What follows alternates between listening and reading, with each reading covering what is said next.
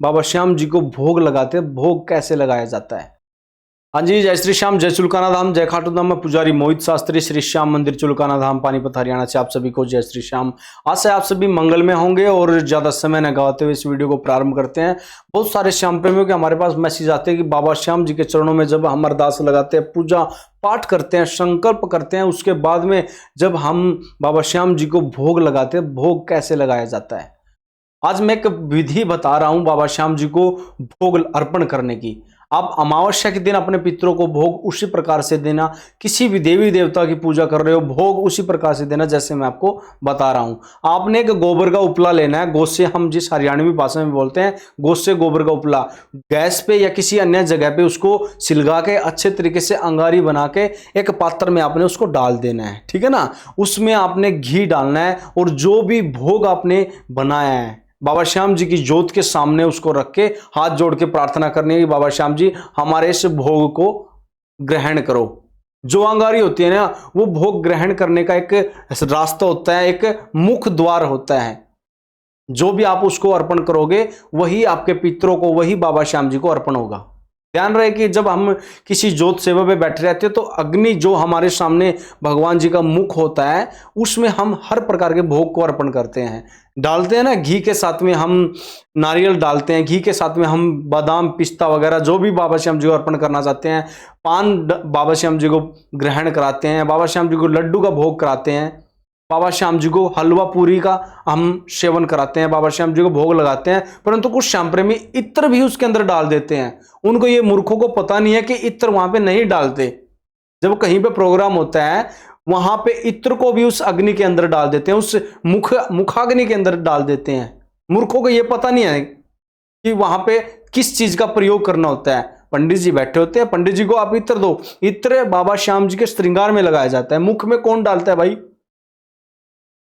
बाबा श्याम जी का कहीं पे प्रोग्राम हो तो किसी भी प्रकार का इत्र वहां पे मत डालो। ऐसा कोई भी खाद्य पदार्थ वहां पे मत डालो जो खाने के योग्य नहीं है। अरे खाने की वस्तु बाबा श्याम जी को अर्पण की जाती है।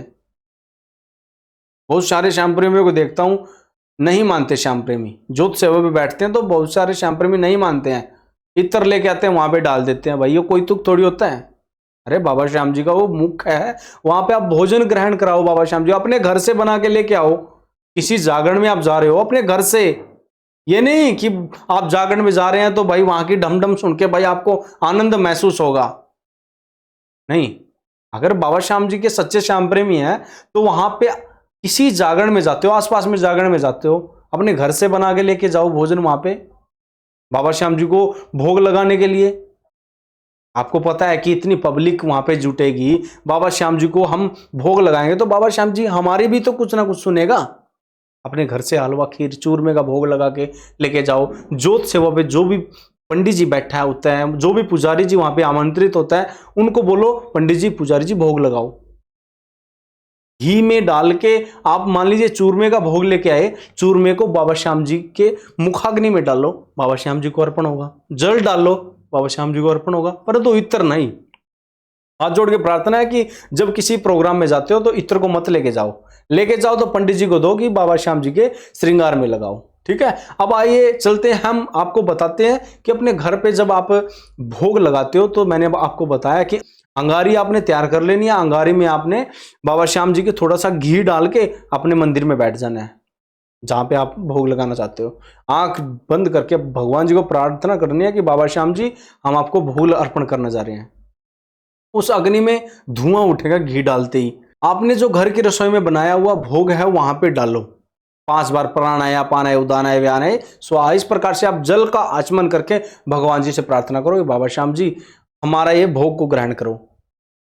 पितरों का भोग अमावस्या के दिन निकालते हो तो इसी प्रकार से अंगारे पे आप डाल के भगवान जी को, बाबा श्याम जी को आमंत्रित करके और पितरों को आमंत्रित करके उनका आवाहन करके उनको भोग ग्रहण कराओ।